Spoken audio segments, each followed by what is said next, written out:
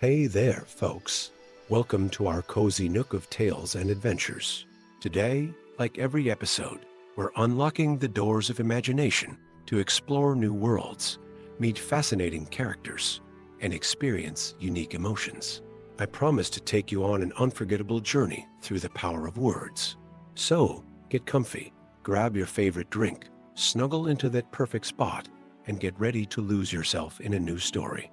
Leave the outside world behind for a while and dive with me into the depths of storytelling. If you enjoy our content and want to support the channel, consider hitting that subscribe button and giving the video a thumbs up. Now, without further ado, let's dive into today's story.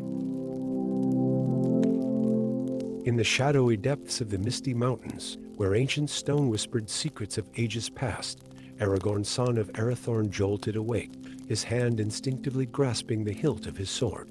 The embers of his campfire cast an eerie glow on the cave walls, and for a moment he struggled to discern dream from reality. But the vision lingered, its clarity chilling him to the bone. A vast army of the dead, their spectral forms marching relentlessly towards the peaceful hills of the Shire. Aragorn, the exiled heir to the throne of Gondor, had long wandered the wilds of Middle-earth, but never had he felt such a sense of urgency. The Shire, home to the carefree hobbits, stood defenseless against this otherworldly threat. As dawn broke, painting the mountains in hues of gold and rose, Aragorn set out with grim determination. He knew that to face this menace, he would need to forge alliances with the most unlikely of companions. His journey took him first to the ethereal forests of Lothlórien, where the leaves seemed to shimmer with an inner light. Here, among the towering Malorn trees, he sought the counsel of Galadriel, the Lady of Light. Her piercing gaze seemed to look through him, reading the urgent plea in his heart before he could utter a word. "The vision you have seen, Aragorn, is but a glimpse of a greater darkness stirring," Galadriel said, her voice like the whisper of wind through leaves. "To face this threat, you must gather those who stand between light and shadow." With Galadriel's blessing, Aragorn departed Lothlórien accompanied by Haldir, a skilled elven archer whose arrows were said to find their mark even in the darkest of nights. Their path led them through the depths of Mirkwood, where shadows danced between gnarled trees and unseen eyes watched their every move. It was here, in a moonlit clearing, that they encountered Gimli, son of Nazgûl, the dwarf's axe dripped with the ichor of giant spiders, his beard matted with cobwebs. Initially wary of the elf in their company, Gimli's suspicion turned to grudging respect as Aragorn spoke of the threat to the Shire and all of Middle-earth. I've no love for elves," Gimli grumbled, "but I'll not stand idle while darkness threatens the lands of the free folk. My axe is yours, Aragorn." As they journeyed on, Aragorn's band grew. In the mist-shrouded Barrow Downs, they rescued Merry Brandybuck, a hobbit whose courage belied his small stature, from the clutches of a Barrow Wight. The encounter left Merry shaken, but determined to protect his homeland. But it was on the windswept plains of Rohan that Aragorn faced his greatest challenge in building his unlikely fellowship. As storm clouds gathered on the horizon, they came face to face with a solitary figure cloaked in tattered black robes. The air grew cold, and a sense of dread washed over them. Aragorn's hand tightened on his sword, recognizing the unmistakable presence of a Nazgûl, a ringwraith of Sauron.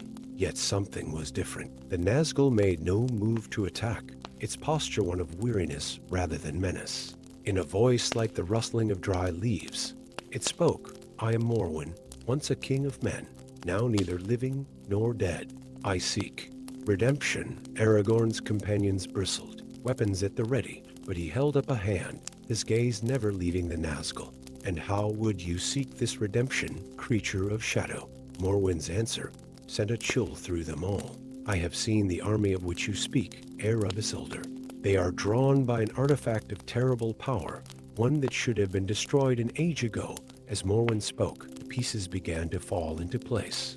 The army of the dead, the threat to the Shire, all were connected to an ancient elven artifact thought lost to time, created in the First Age to preserve the memories and spirits of the elves.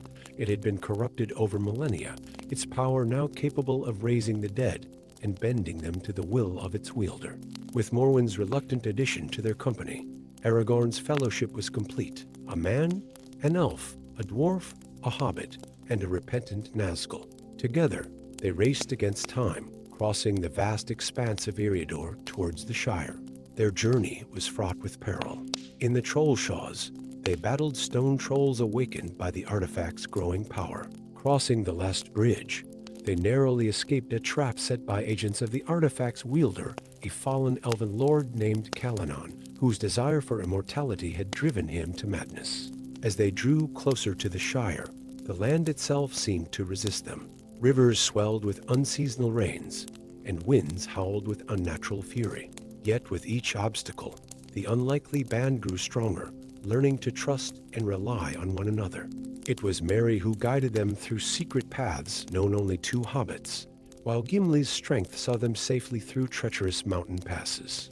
Haldir's keen eyes warned of dangers long before they arrived, and even Morwen proved invaluable, his connection to the shadow world allowing him to sense the movements of their enemies. At last, they crested the final hill and looked down upon the Shire. The sight that greeted them was one of nightmares. An eerie mist clung to the once verdant fields, and shambling forms could be seen moving among the abandoned hobbit holes. At the center of it all, atop the hill of Bagan, stood a figure wreathed in eldritch light Calanon, the corruption of his soul evident in his twisted features. Aragorn felt a moment of doubt. How could their small band hope to stand against such a force?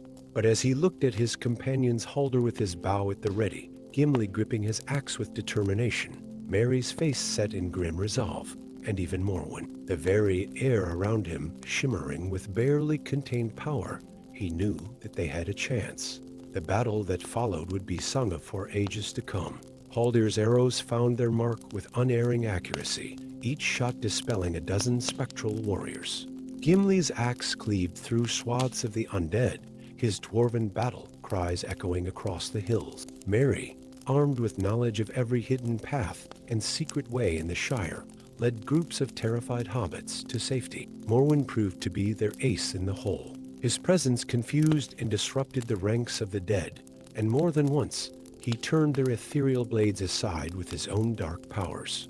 As for Aragorn, he fought his way towards Calanon, and Rill gleaming in his hand. With each step, he felt the weight of his heritage, the blood of kings flowing through his veins. This was more than a battle for the Shire. It was a fight for the very soul of Middle-earth. The confrontation atop Bag End was like a clash of titans. Calanon wielded the artifact with terrible skill, waves of necrotic energy pulsing outwards.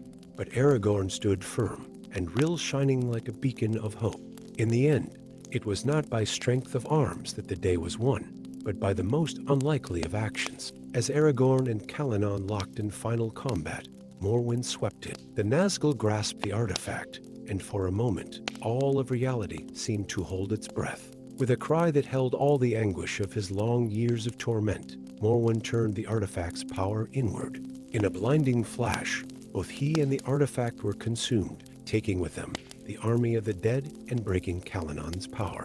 As silence fell over the Shire, Aragorn looked out over the scene of devastation and victory. The mist was already beginning to lift, and he could hear the tentative sounds of hobbits emerging from hiding.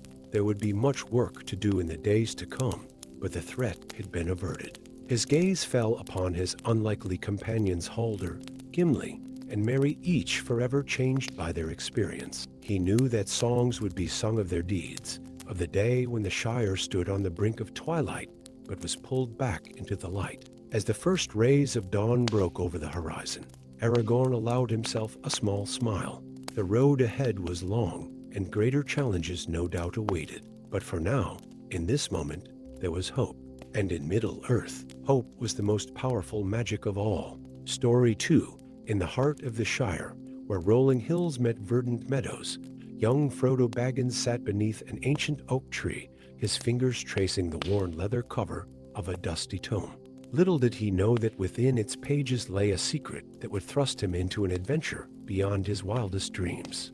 As the golden light of dusk filtered through the leaves, Frodo's eyes widened in disbelief. Hidden between tales of old kings and forgotten battles, a cryptic verse spoke of Gondor's impending doom. When shadows lengthen and hope wanes thin, The White City's fall shall soon begin. Unless the halfling pure of heart seeks the truth, where light and dark part, the words seemed to pulse with an otherworldly energy, and Frodo felt a chill run down his spine. He knew of Gondor, the great realm of men, though it existed far beyond the borders of his beloved Shire. The thought of its fall sent a shudder through him, for if such a mighty kingdom could crumble, what hope remained for the peaceful Hobbit lands? Torn between the comfort of his Hobbit hole and the weight of this newfound knowledge, Frodo spent a restless night. As dawn broke, he made his decision. With a heavy heart and a pack filled with provisions and, of course, a generous supply of pipeweed, he set out on a journey that would take him far from the gentle hills of the Shire. His path led him through the old forest, where ancient trees whispered secrets in forgotten tongues. The very air seemed thick with magic, and more than once Frodo felt unseen eyes watching his progress. It was here, in a moonlit glade, that he encountered Gwyndr, an ORC unlike any he had heard of in tales. Gwyndra's skin bore the scars of countless battles, but his eyes held a weariness that spoke of a soul burdened by regret. What brings a halfling so far from home? The ORC growled, more curious than menacing. Frodo, his hand instinctively reaching for the small elven dagger at his belt, hesitated. Something in Gwyndra's demeanor gave him pause. I seek to prevent a great calamity, he answered cautiously. The fall of Gondor. To Frodo's surprise, Gwyndra's eyes widened with recognition. Ah, the prophecy, he muttered. I too have heard whispers of Gondor's doom. But what can one small hobbit hope to do against such a fate? In that moment, an unlikely alliance was forged. Gwyndr, haunted by the atrocities he had committed in the name of darkness, saw in Frodo a chance for redemption. And Frodo, realizing the value of a guide who knew the dangers of the wild lands, accepted the ORC's offer of companionship. Together, they journeyed towards the Misty Mountains, where legend spoke of a renegade wizard who held the key to Gondor's salvation. Their path was fraught with peril, from packs of wargs that stalked them through moonless nights to the treacherous bogs of the Midgewater marshes, where ghostly lights danced to lure travelers to their doom. As they traveled, Frodo learned of Gwyndra's past.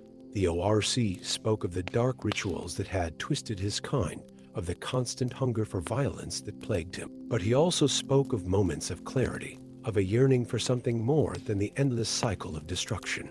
Frodo found himself moved by the ORC's struggle, seeing in Gwyndr a reflection of the battle between light and dark that existed in all beings. Their journey took them to the edges of Fangorn Forest, where they sought shelter from a fierce storm. As lightning illuminated the ancient trees, Frodo and Gwyndr witnessed a sight few mortals had ever seen, a gathering of Ents, the shepherds of the forest. The tree giants spoke in slow, deliberate tones of a growing darkness in the east, of shadows that crept ever closer to the realms of men and elves. It was here that Frodo and Gwyndr faced their first true test. A group of Uruk-hai, scouts from Isengard, stumbled upon their camp. Gwyndr, his old instincts roaring to life, nearly joined his kin in their bloodlust. But the sight of Frodo, small yet determined, standing against the monsters gave the ORC pause. In that moment, Gwyndr made his choice, fighting alongside the Hobbit to drive off the attackers. Bloodied but alive, the unlikely pair pressed on, their bond forged stronger in the heat of battle. They scaled the treacherous slopes of the Misty Mountains, braving icy winds and treacherous crevices. At last, they reached the hidden valley where the renegade wizard was said to dwell. What they found was not what they expected. The wizard's tower, a spire of black stone that seemed to drink in the light, stood silent and empty. But as they approached, the air shimmered, and before them appeared a figure cloaked in starlight, Elrond, Lord of Rivendell. You have come far, Frodo Baggins, the elf lord said, his ageless eyes full of sorrow and wisdom. But I fear your journey was in vain. There is no wizard here, no secret to save Gondor from its fate. Frodo's heart sank, but Gwyndr stepped forward, his voice rough with emotion.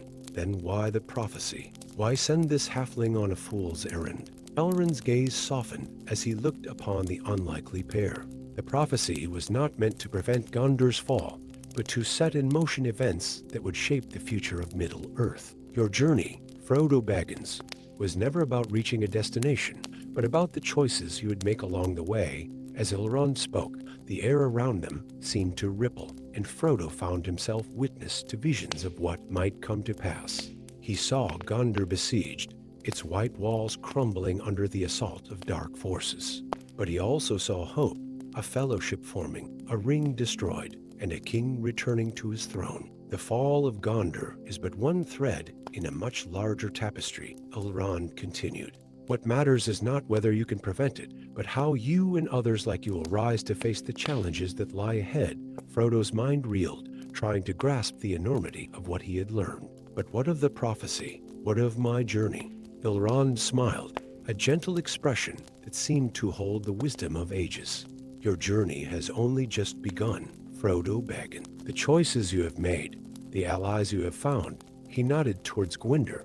These will ripple outwards, touching lives and shaping destinies in ways you cannot yet imagine. As the sun began to set, painting the mountains in hues of gold and crimson, Elrond spoke of a council that would soon be held in Rivendell. Representatives from all the free peoples of Middle-earth would gather to discuss the growing shadow in the east. You have proven yourself worthy, Frodo Baggins, Elrond said. I extend to you an invitation to this council. The fate of Middle-earth hangs in the balance, and your voice may yet play a crucial role in the days to come. Frodo looked to Gwyndor, seeing in the ORC's eyes a mirror of his own uncertainty and resolve. Together, they had faced dangers and overcome prejudices. Now, they stood on the brink of an even greater adventure. As they prepared to depart for Rivendell, Frodo couldn't help but think of the Shire, of the peaceful life he had left behind. But he also felt a stirring in his heart, a call to something greater than himself. The prophecy may not have meant what he initially thought, but it had set him on a path that would change not only his life, but the fate of all Middle-earth. With Gwyndor by his side, Frodo took his first steps towards Rivendell, towards a future uncertain, but filled with possibility.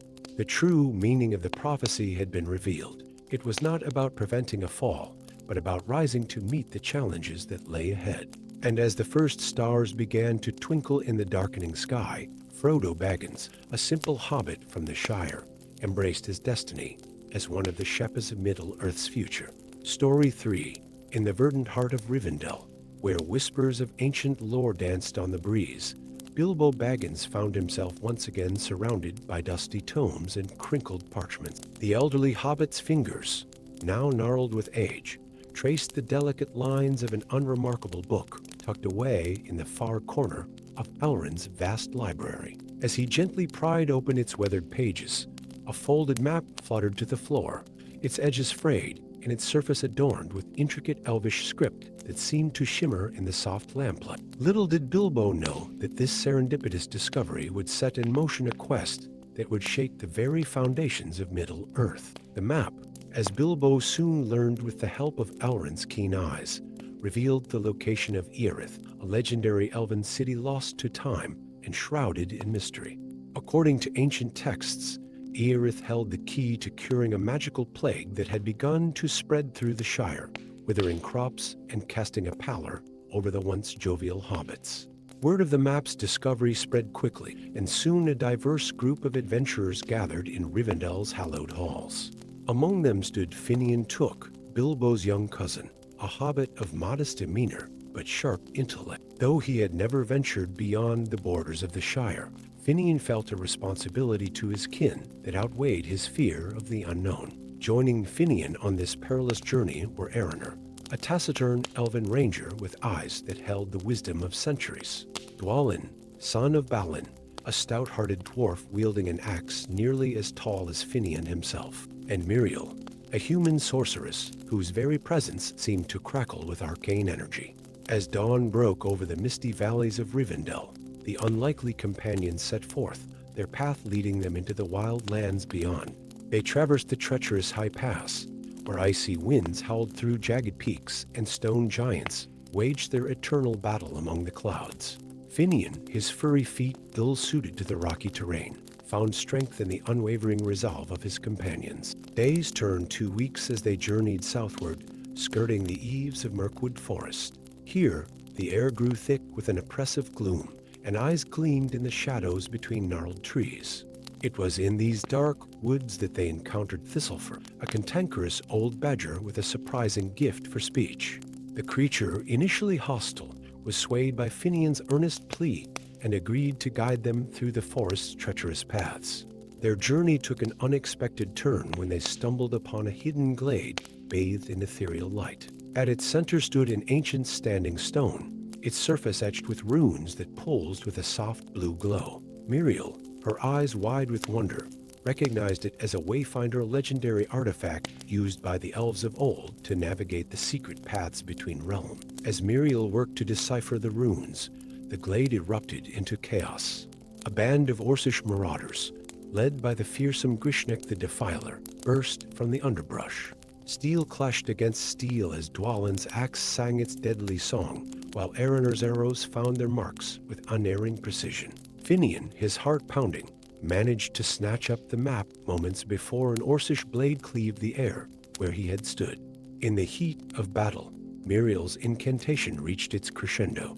The standing stone flared to life, enveloping the companions in a blinding light. When the radiance faded, they found themselves standing on a windswept plateau overlooking a vast, mist-shrouded valley. Before them stretched the fabled city of Earith, its alabaster towers and golden domes piercing the swirling mist. The city appeared deserted, an eerie silence hanging over its empty streets and overgrown gardens.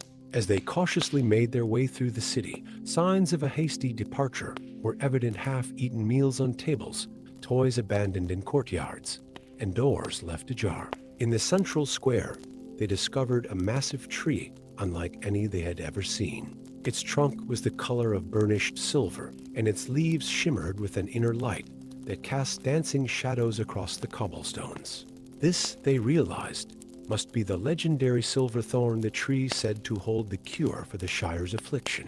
But as Finian approached the tree, a deep, resonant voice echoed through the square. From the shadows emerged Caranmir, last king of Earith, his ethereal form shimmering with an otherworldly light. The spectral monarch revealed the tragic tale of his people, how they had discovered the tree's power to cure all ills, but in their hubris, had attempted to harness its essence to achieve immortality. The result was catastrophic. The tree's power, never meant to be contained, had cursed the entire city. The elves of Earith became wraiths, neither living nor dead, bound to the city for eternity. Caranmir warned that to take even a single leaf from the silverthorn would doom another to take the place of an Earith wraith. Finian and his companions were faced with an impossible choice. The cure for the Shire's plague lay within their grasp, but at what cost?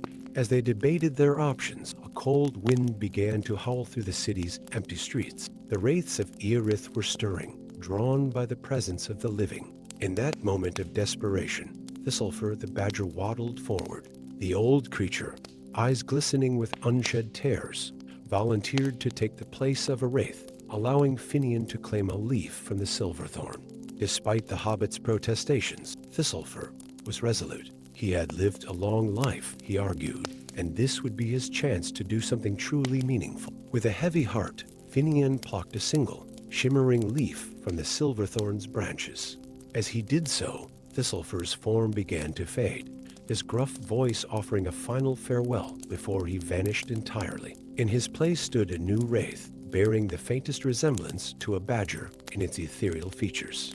No sooner had the transformation occurred than the city of Earith began to tremble. The magic that had held it in stasis for centuries was unraveling. Caranmir's voice rang out once more, urging the companions to flee. As they raced through the crumbling streets, wraiths swirled around them, their mournful cries echoing off the collapsing buildings.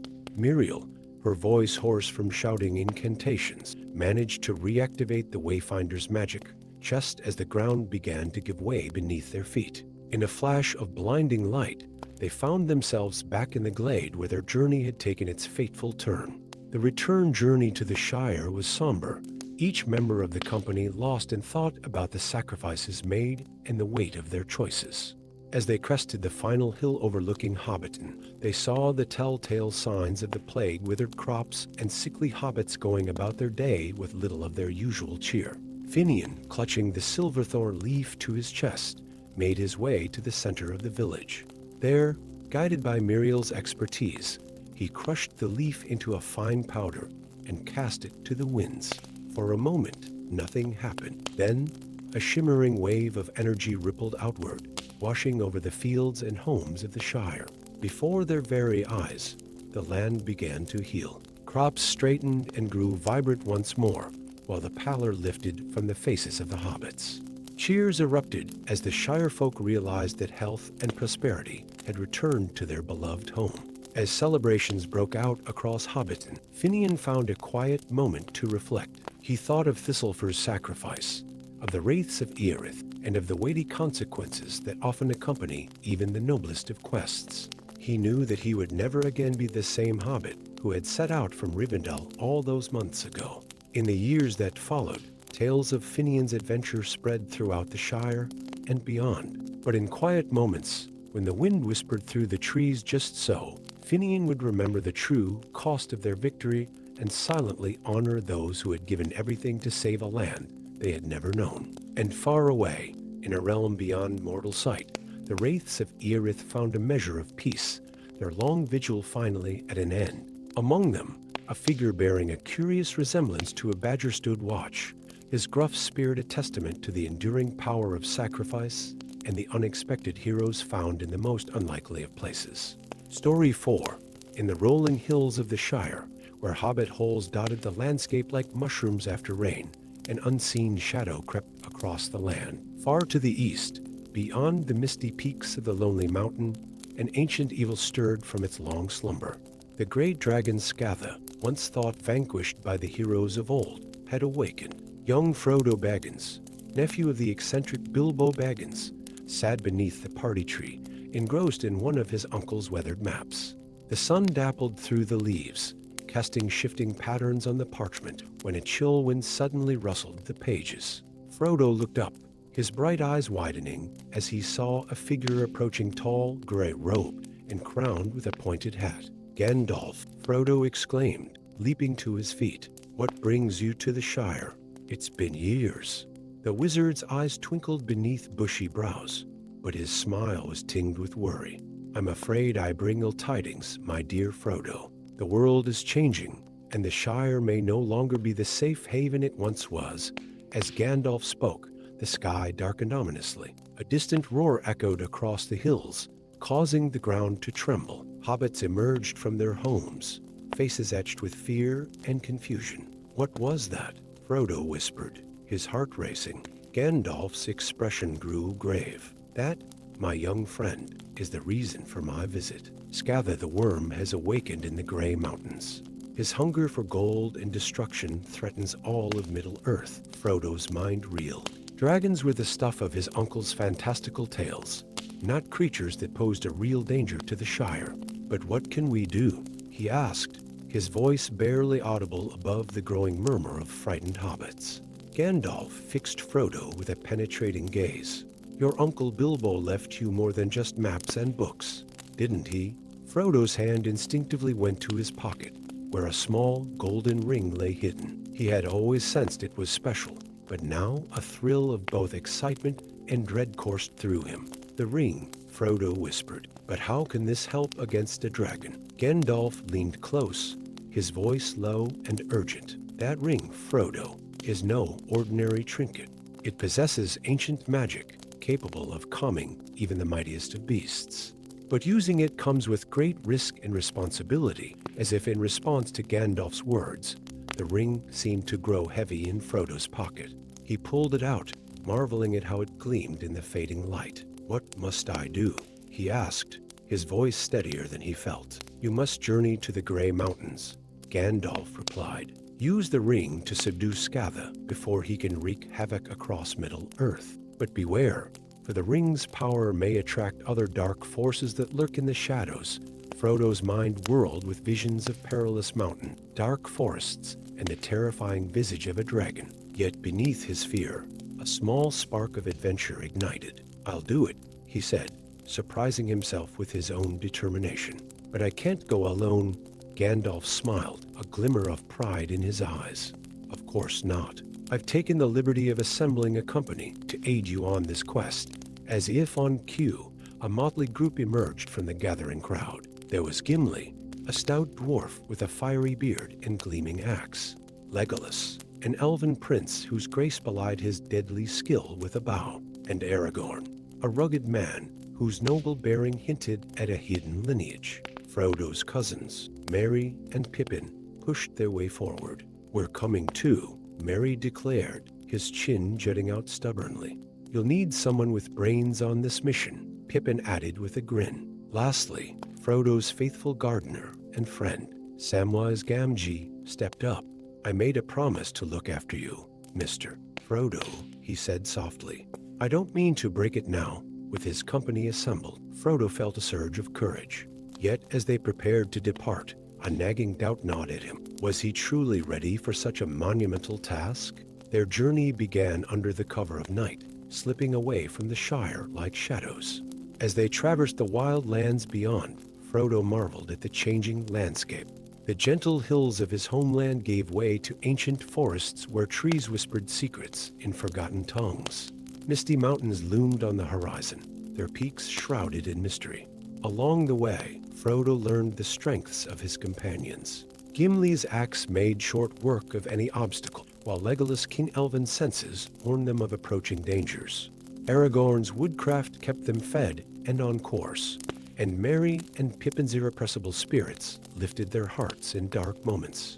But it was Sam who proved to be Frodo's greatest comfort. In the quiet hours of the night, when doubts plagued him, Sam's unwavering faith gave Frodo the strength to continue. As they drew nearer to the Grey Mountains, signs of Scath's devastation became clear. Scorched earth and ransacked villages marked the dragon's path. Frodo's heart ached for the innocents caught in the wake of such destruction. One evening, as they made camp in the shelter of a great oak, Aragorn approached Frodo. "The ring you carry," he said quietly. "It has a history darker than you know." Frodo listened, wide-eyed, as Aragorn recounted the tale of the ring's creation by the Dark Lord Sauron. "It was thought lost," Aragorn concluded, "but its reemergence may herald the return of great evil to Middle-earth." The weight of this knowledge settled heavily on Frodo's shoulders. He looked at the ring, glinting innocently in the firelight. Could something so small truly hold such power and darkness? As they neared their destination, the company faced numerous trials. They battled ORCs in moonlit clearings, navigated treacherous mountain passes, and outwitted trolls with riddles and quick thinking. Each challenge forged stronger bonds between them, transforming them from a group of individuals into a true fellowship. Finally, they stood before the entrance to Scath's lair. The mountain loomed above them, its peak lost in roiling storm clouds. The acrid stench of brimstone filled the air, and an oppressive heat radiated from the cave mouth. Frodo's hand trembled as he reached for the ring. The moment of truth had arrived. As he slipped it onto his finger, a rush of power surged through him. The world shifted, colors becoming muted and sounds distorted. He could feel the dragon's presence, a malevolent force that pulled at him like a tide. With his companions providing cover, Frodo entered the cave. The tunnel wound deep into the mountain, opening finally into a vast cavern. There, atop a mountain of gold and jewels, lay Scatha. The dragon was more terrifying than Frodo could have imagined. Scales like burnished steel, claws sharper than swords, and eyes that glowed with ancient malice. Scatha's massive head swung towards Frodo, nostrils flaring. "Who dares enter my domain?" The dragon rumbled, his voice shaking loose stones from the cavern roof. Frodo stood his ground, holding the ring aloft. "I come seeking peace," he said, his voice steady despite his fear. "This land has seen enough destruction." The dragon's laughter was like rolling thunder. "Peace? I am fire. I am death. What do I care for peace?" But as Scatha spoke, the ring's magic began to take effect. A soft golden light emanated from it, filling the cavern. The dragon's eyes glazed over, his movements becoming sluggish. For a moment, it seemed the plan had worked. Then, without warning, a piercing shriek filled the air. Dark shapes poured into the cavern. Nazgûl, the ring wraiths of Sauron, drawn by the ring's power. In the chaos that followed, Frodo's companions fought valiantly against the wraiths. Legolas' arrows found their mark with unerring accuracy, while Gimli's axe cleaved through shadow and smoke. Aragorn's sword glowed with an inner fire as he battled the Nazgûl Lord. Amidst the fray, Frodo realized the true nature of his quest.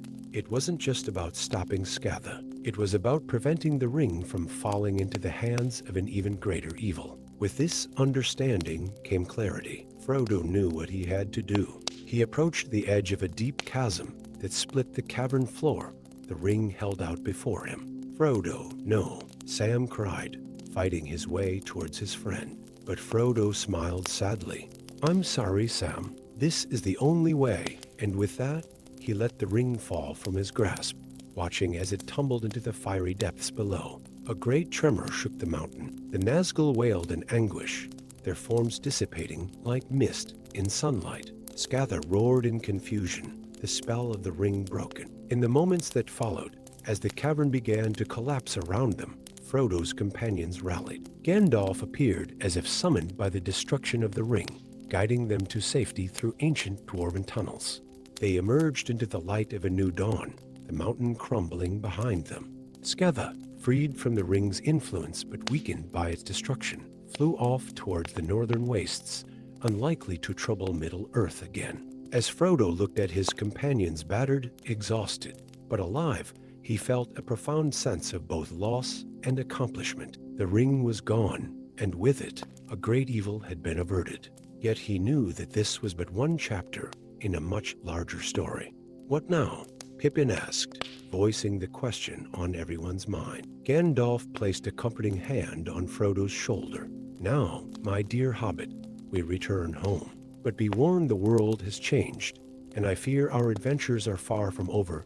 As they began the long journey back to the Shire, Frodo realized that he, too, had changed. He was no longer the carefree hobbit who had set out on this quest. He had faced darkness, both external and within himself, and had emerged stronger for it. The road ahead was uncertain, but as Frodo looked at the friends surrounding him, he knew that whatever challenges lay ahead, they would face them together. For in the end, it was not the power of magical rings or fearsome dragons that truly mattered, but the strength found in friendship, courage, and the willingness to sacrifice for the greater good.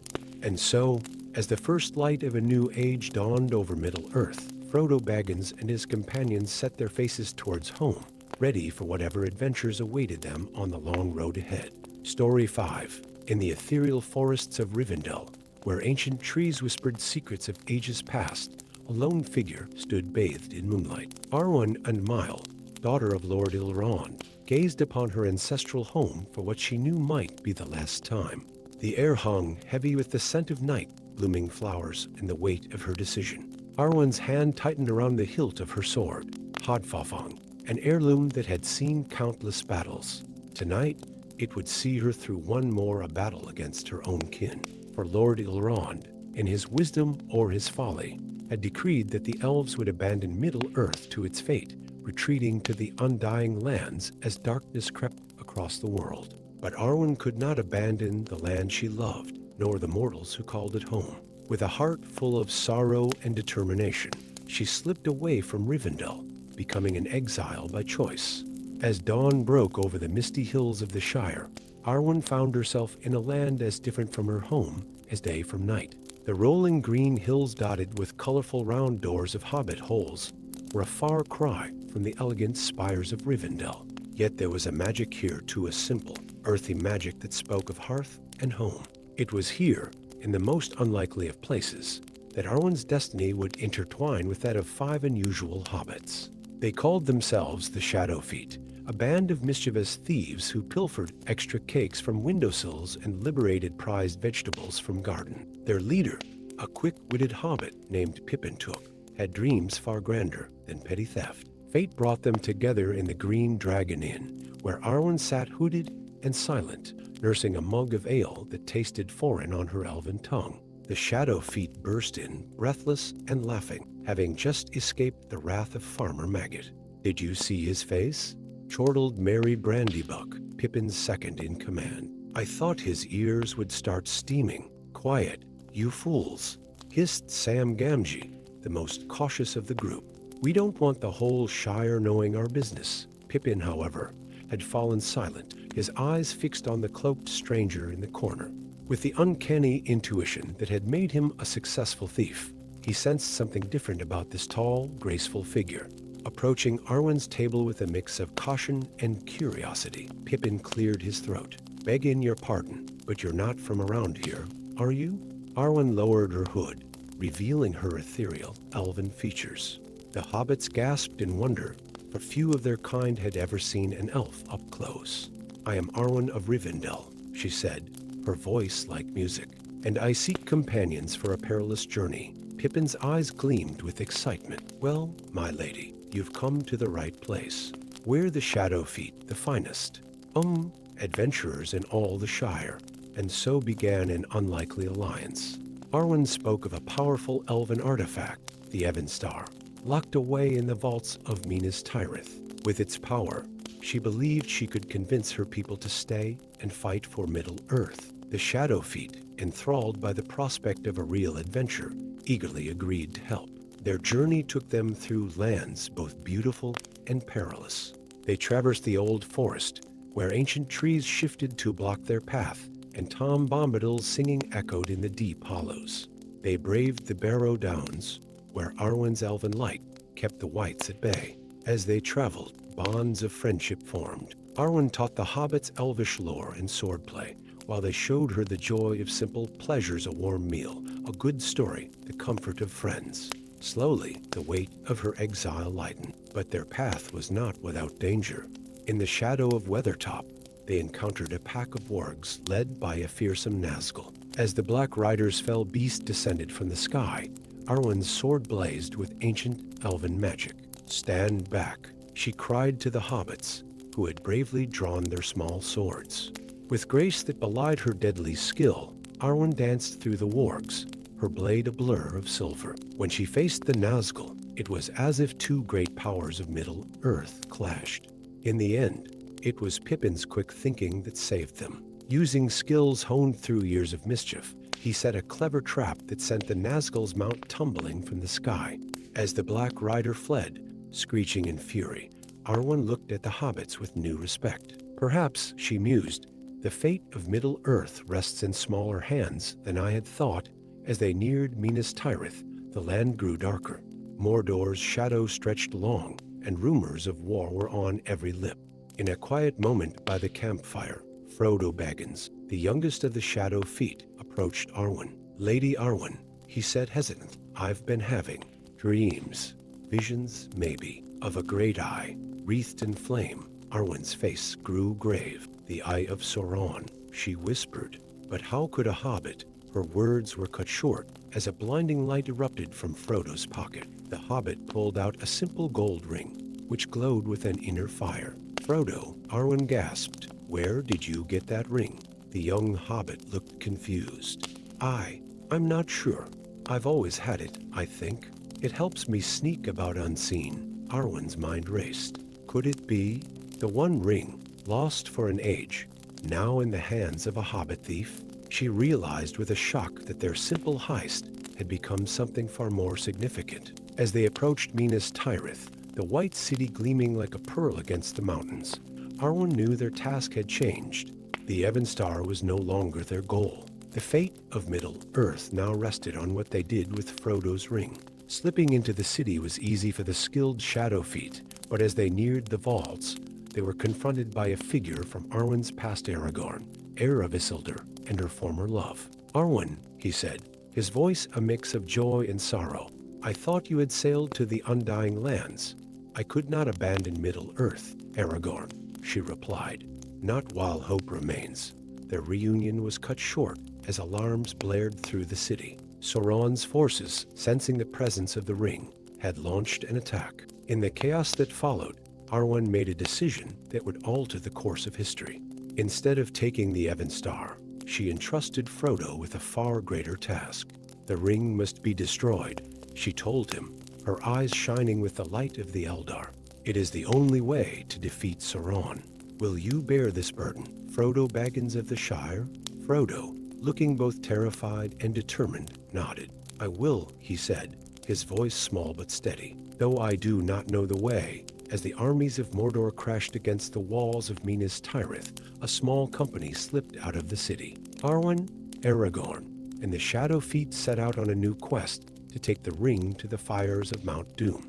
The journey ahead was long and fraught with danger, but as Arwen looked at her companions, the noble Aragorn, the brave hobbits, and even Gimli the dwarf and Legolas the elf who had joined their company, she felt hope kindle in her heart. For in this unlikely fellowship, she saw the strength of Middle-earth. Elves, men, dwarves, and hobbits, all united against the coming darkness. And she knew that whatever trials lay ahead, they would face them together. As they set out under the cover of night, the first step on a perilous journey, Arwen remembered the words of her grandmother, Galadriel. Even the smallest person can change the course of the future. Looking at Frodo, the unlikely ring-bearer, she smiled. Perhaps in the end, it would not be the grand gestures of the mighty that saved Middle-earth, but the courage of the small, the loyalty of friends, and the hope that burned in the hearts of all free peoples. And so, as dawn broke over the white city, painting the sky in hues of pink and gold, Arwen and Mile, once the Evenstar of her people, now renegade on a desperate quest, led her companions towards the dark lands of Mordor. The fate of Middle-earth hung in the balance, but with every step, they carried with them the hope of a new day. Story 6. In the shadow of the lonely mountain, where the great dwarven kingdom of Erebor once flourished, a young dwarf named Gimli son of Gull stumbled through his daily training. His axe, too heavy for his arms, clattered to the stone floor for the third time that morning. The echoes of laughter from his peers rang in his ears, a constant reminder of his perceived inadequacy. Gimli was not like other dwarves. Where they were stout and strong, he was lanky and clumsy. His beard, a source of pride for most dwarves, was patchy and unkempt. Yet, in his heart burned a fierce desire to prove himself worthy of his ancestors' legacy. As Gimli bent to retrieve his axe, a hush fell over the training grounds. He looked up to see Thorin Stonehelm, king under the mountain, striding towards him. The king's presence was commanding, his armor gleaming in the torchlight, his eyes sharp as the edge of a blade. Gimli, son of Golin, Thorin's voice boomed, silencing the whispers. The time has come for Erebor to choose its champion for the Elendil tournament. Gimli's heart raced. The Elendil tournament was a legendary contest of magic and might, held once every 100 years in the elven realm of Lothlórien. It was said that the winner would receive a boon from Galadriel herself, the Lady of Light. Your Majesty, Gimli stammered. Surely there are others more worthy, but Thorin raised a hand, silencing him. The ancient runes have spoken, Gimli. You are the chosen one. A collective gasp went up from the gathered dwarves. Gimli felt the weight of 1,000 disbelieving stares upon him. How could he, the least dwarf-like of them all, represent Erebor in such a prestigious event? As if sensing his doubt, Thorin leaned close. Remember, Gimli, he whispered, not all strength lies in the arm. Sometimes the mightiest weapon is here. He tapped Gimli's forehead gently, and so, with a mix of trepidation and excitement, Gimli set out on his journey to Lothlórien. His companions were an odd pair, Radagast the Brown, an eccentric wizard more at home with animals than people, and Bilbo Baggins, an elderly hobbit with a twinkle in his eye and a wealth of wisdom to share. Their path took them through the misty peaks of the Misty Mountains, where stone giants battled in the clouds above. They traversed the dark and treacherous Mirkwood, guided by the ethereal lights of wood elves who watched them from the shadows. As they traveled, Gimli found himself growing stronger, not just in body, but in spirit. Radagast taught him the secret languages of birds and beasts, showing him that true strength often came from unexpected allies. Bilbo regaled him with tales of his own unlikely adventures, reminding Gimli that even the smallest person could change the course of the future. Finally, they arrived at the golden woods of Lothlórien. Gimli's breath caught in his throat as he beheld the majestic Malorn trees, their silver bark gleaming in the soft light. Elven sentinels, beautiful and terrible in their ageless grace, escorted them to Kara's Galadhan, the heart of the elven realm. There, in a glade bathed in starlight, stood Lady Galadriel. Her eyes, deep as the sea and old as the mountain, seemed to pierce Gimli's very soul. "Welcome," Gimli of Erebor, she said, her voice like music. Long has it been since a dwarf walked in these woods. The tournament began the next day. Gimli found himself pitted against champions from all corners of Middle-earth, elven archers with unerring aim, men of Gondor skilled in ancient lore, even a mysterious figure from the far eastern lands. Each challenge tested not just strength and skill, but wisdom and heart. Gimli surprised himself and everyone else with his ingenuity. Where others relied on brute force, he used the knowledge gained on his journey. He spoke to the trees to find hidden paths, used Radagast's teachings to befriend magical creatures, and applied Bilbo's lessons in riddles to outsmart his opponents. But as Gimli advanced through the rounds, a shadow fell over Lothlórien. Whispers of dark magic and betrayal spread among the contestants. Strange creatures were seen lurking at the edges of the forest, and an unseasonable chill crept through the air. On the eve of the final challenge, Gimli overheard a conversation that chilled him to the bone. Two figures, cloaked in shadow, spoke of a plan to unleash an ancient evil during the tournament's climax. They sought to use the gathered power of the contestants to break the seals on a long-forgotten tomb, releasing a terror that had slumbered since the First Age. Gimli knew he had to act, but who would believe the word of a clumsy dwarf against that of the tournament's revered judges? In that moment of doubt, he remembered Thorin's words about the strength of the mind. With cunning worthy of Bilbo Baggins himself, Gimli devised a plan. He approached his fellow contestants, not as rivals, but as allies against a common threat.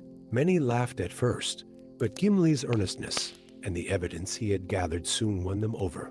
As the final challenge began, a great tremor shook the forest. The earth split open, revealing a chasm from which poured creatures of shadow and flame. At the center of the chaos stood the two traitors, now revealed as servants of the dark powers. But Gimli and his newfound allies were ready. What the enemy had intended as a moment of triumph became instead a last stand of the free peoples of Middle-earth. Elves, men, dwarves, and even a hobbit fought side by side, their combined strength and skills creating a harmony of battle that was as beautiful as it was terrifying. Gimli found himself at the heart of the fray, his axe no longer too heavy in his hands. He moved with a grace that belied his former clumsiness, each swing guided by the wisdom and friendship he had gained on his journey. The battle raged through the night, the golden woods of Lothlórien lit by spellfire and starlight. When dawn finally broke, it was Gimli who struck the final blow, sealing the chasm and banishing the dark creatures back to the depths from whence they came. As silence fell over the battlefield, Lady Galadriel approached Gimli. Her ageless face showed both sorrow for the destruction and pride in the victory. "Gimli, son of Gollin," she said, her voice carrying to all present, "you came to us as a Reaper's champion. You leave as a champion of all Middle-earth." She bestowed upon him a gift, 3 strands of her own golden hair, a treasure beyond price that would forever symbolize the new bond between elves and dwarves. As Gimli prepared to return home, he realized how much he had changed. He was no longer the awkward, self-doubting dwarf who had left Erebor. He had found his strength not in muscle or might, but in courage, wisdom, and the power of friendship. The journey back to Erebor was filled with songs of his deeds, sung by elves and men alike. And when he finally stood before Thorin Stonehelm once more, Gimli held his head high. "Welcome home, Gimli elf friend," Thorin said, using the new title Galadriel had bestowed upon him. "You have brought great honor to Erebor and all dwarvenkind." Gimli smiled, fingering the pouch that held Galadriel's gift. "I have brought more than honor, my king," he said. "I have brought hope for a new age of cooperation between all the free peoples of Middle-earth." And so, Gimli's tale became legend, whispered around firesides and sung in great halls. It was a reminder to all that true strength comes not from the body, but from the heart and mind, that even the most unlikely hero can rise to greatness when courage, wisdom, and friendship light the way. In the years that followed, as shadow and light battled for dominion over Middle-earth, Gimli's adventure would be remembered as the beginning of a new alliance, a spark of hope in darkening times. And in the heart of Erebor, a once clumsy dwarf stood tall, ready to answer whatever call destiny might have for him next. Story 7. in the verdant heart of the Shire, where rolling hills were dotted with cozy hobbit holes and the air was perpetually filled with the scent of freshly baked bread, an insidious darkness began to creep. It started as whispers on the wind, a chill that lingered too long in the shadows, and eyes that gleamed with an unnatural light in the depths of the night. Samwise Gamgee, known to most as simply Sam, noticed it first in his beloved garden. The roses that had bloomed so vibrantly just days before now wilted, their petals blackened as if touched by frost. But it was high summer, and no frost should have been able to reach the protected valleys of the Shire. As he knelt in the soil, trying to coax life back into his plants, a keening wail echoed across the hills. Sam's head snapped up, his heart pounding. That was no normal sound. It carried with it a weight of sorrow and malice that made his very bones ache. In the days that followed, reports spread through the Shire like wildfire. Hobbits were falling ill, their eyes growing dim and their skin pale as parchment. But worse than the sickness was what came after. Those who succumbed to the strange malady didn't die, they changed. Their forms twisted into shadowy wraiths, their once jolly faces now masks of hunger and despair. Panic gripped the Shire as never before.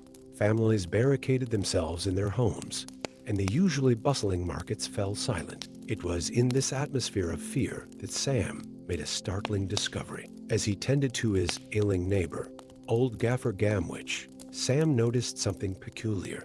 While the old hobbit's skin burned with fever, Sam felt perfectly fine. In fact, he realized he hadn't felt so much as a sniffle since the plague began. Word of Sam's apparent immunity spread quickly, reaching the ears of Gandalf the Grey, who had arrived in the Shire to investigate the mysterious illness.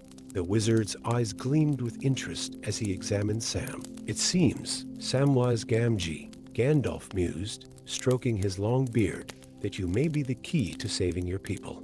But the path ahead is fraught with danger." Gandalf spoke of an ancient prophecy, of a flower that bloomed only in the heart of the old forest, a place hobbits feared to tread. This flower, the Eleanor of the Evening, was said to have the power to drive back shadows and heal even the most corrupted souls. "But beware," Gandalf warned, his voice low and grave. "The old forest is no mere wood. It is ancient and aware, filled with spirits both benevolent and malicious. And I fear the shadow plaguing the Shire may have already reached its borders." Sam felt the weight of responsibility settle on his shoulders. He thought of his friends and neighbors, of the Shire he loved so dearly. With a deep breath, he squared his shoulders and met Gandalf's gaze. "I'll do it," he said, his voice steady despite the fear fluttering in his chest. For the Shire, and so, an unlikely company was formed. Sam, the brave gardener with an immunity to the shadow plague. Merry Brandybuck and Pippintook, childhood friends whose quick wits and quicker feet had kept them one step ahead of the shadow. Rosie Cotton, a healer whose knowledge of herbs and remedies had saved many lives in the early days of the plague.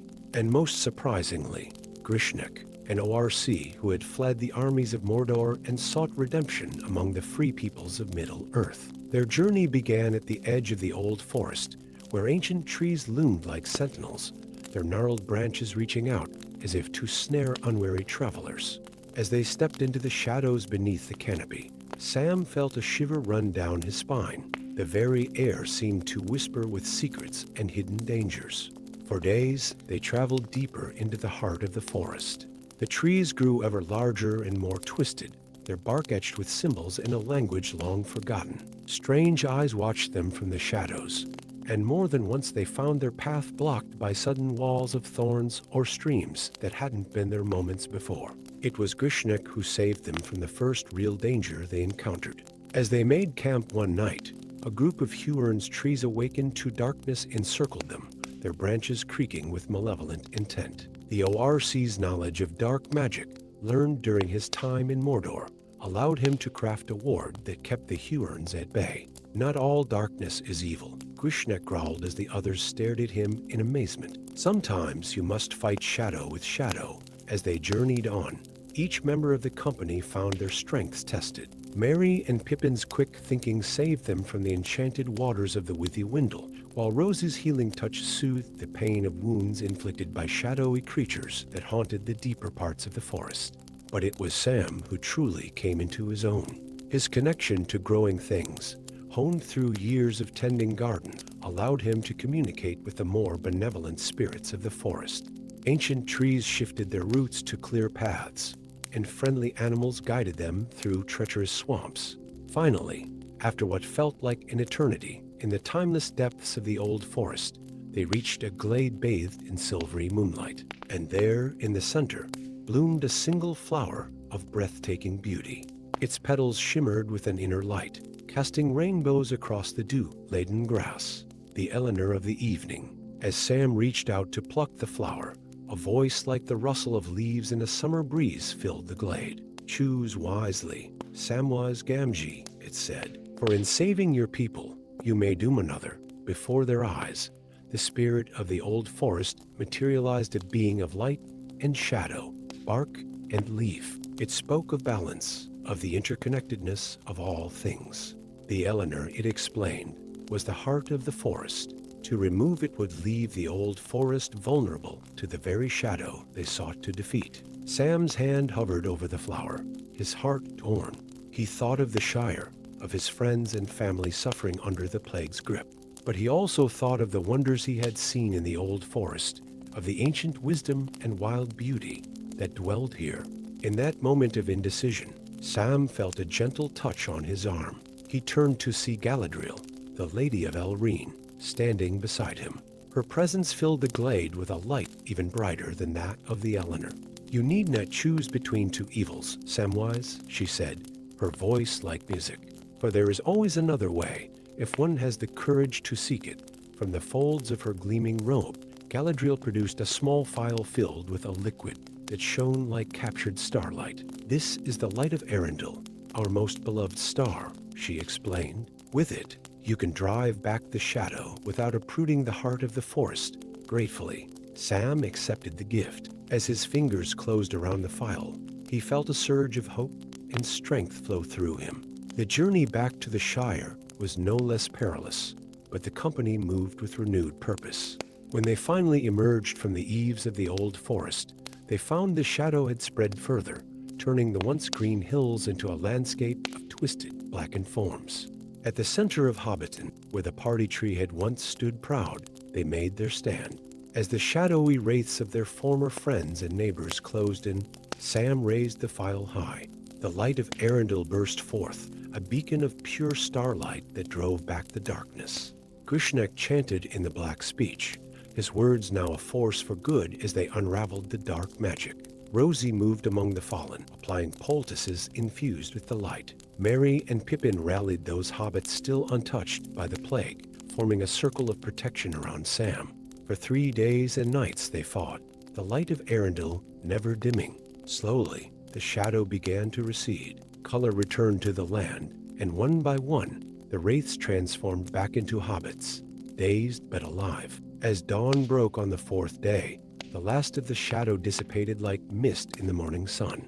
The Shire was saved. In the years that followed, the tale of Sam's quest became legend. Hobbits spoke in hushed tones of the brave company who had ventured into the old forest and returned with the power to drive back the shadow. The bonds forged between Hobbit, wizard, and even ORC reminded all of Middle-earth that unity in the face of darkness was their greatest strength. And in a small garden in Hobbiton, tended by Samwise Gamgee, a single Eleanor flower bloomed, a gift from the spirit of the old forest, a symbol of the balance restored and the wisdom gained. It served as a reminder that sometimes the greatest adventures and the most profound truths can be found in the most unlikely of places, if one only has the courage to look. Story 8. In the twilight realm of Mirkwood, where ancient trees whispered secrets of ages past, Legolas Greenleaf stood silent and watchful. The once vibrant forest had grown dark and twisted, its air thick with an oppressive malevolence that even the elves struggled to keep at bay. But it was not the encroaching shadow that troubled the elven prince this night. His keen eyes were fixed on the stars, searching for a sign he hoped would never come. As if in answer to his unspoken dread, a fell wind swept through the forest. The stars flickered and dimmed, and for a moment, The world itself seemed to hold its breath. Then, with a sound like the breaking of a great chain, a rift tore open in the sky. Through it, Legolas glimpsed a realm of fire, and Shadow Morgoth's long-sealed prison was opening once more. The prophecy, whispered in secret corners of elven realms for millennia, was coming to pass. The dark enemy, mightiest of the Valar and source of all evil in Arda, was stirring in the void. His imminent return threatened to plunge all of Middle-earth into an age of darkness from which it might never recover. Legolas knew what he must do. With the swiftness of his people, he raced through the tangled paths of Mirkwood, his feet barely touching the ground. He burst into the halls of his father, King Thranduil, his usual composure shattered. "The prophecy, father," he gasped. "It has begun." Thranduil's ageless face grew grave. "Then we have no choice. You must seek out the fragments of the Silmaril, Legolas. Only their light can hope to push back Morgoth's darkness."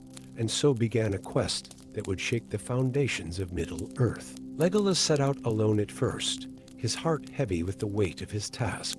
The Silmarils, jewels of pure light created by Fëanor in the elder days, had been lost for ages.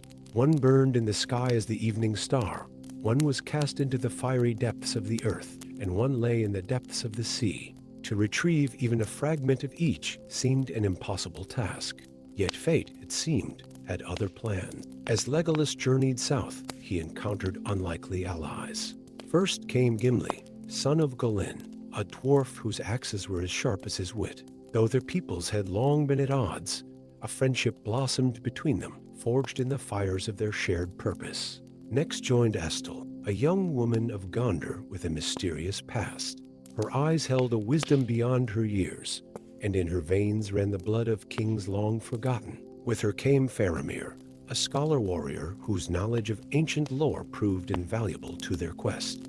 Last to join their company was Radagast the Brown, one of the Astari who had long wandered the wilds of Middle-earth. His connection to nature and the hidden powers of the world would prove crucial in the trials to come.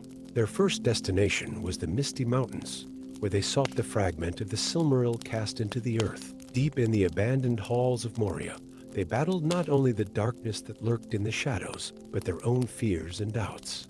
It was Gimli who finally located the shard, its light barely visible beneath centuries of stone and darkness. As his hand closed around the fragment, a vision overwhelmed him. He saw the creation of the dwarves, the awakening of the first of his kind under the mountains. The shard pulsed with a power that spoke to the very essence of his being. "I cannot take this," Gimli whispered, his voice choked with emotion. "It belongs to my people, to the heart of the mountains themselves." It was Legolas who placed a comforting hand on his friend's shoulder.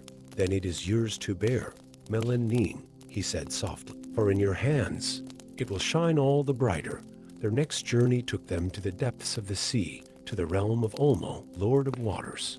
Here, Estel's hidden heritage revealed itself. As they stood on the shores of the Great Sea, she sang a song in a language none of them recognized, yet the waters parted at her command. Through coral forests and past ancient ruins they traveled, until they reached a hidden grotto where the second Silmaril fragment glowed like a captured star. As Estel reached for it, the waters around them came alive. Ulmo himself appeared, his form shifting and flowing like the tides.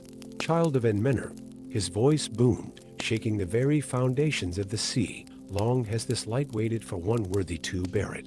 Use it wisely, for the fate of many rests upon your shoulders." With two fragments secured, they turned their gaze to the heaven. The third piece of the Silmaril burned as Arundel's star, forever sailing the night sky. It seemed an impossible task, to pluck a star from the heavens themselves. It was Radagast who provided the solution. In a clearing bathed in starlight, he began to weave a spell of such complexity that the very air shimmered around them. Faramir's knowledge of ancient texts guided the wizard's words, while Legolas and Gimli lent their strength to the working. As the spell reached its crescendo, a beam of pure light shot down from the sky. Within it floated a shard of crystal, pulsing with an inner radiance that brought tears to their eyes. The star fragment had answered their call, but their trials were far from over.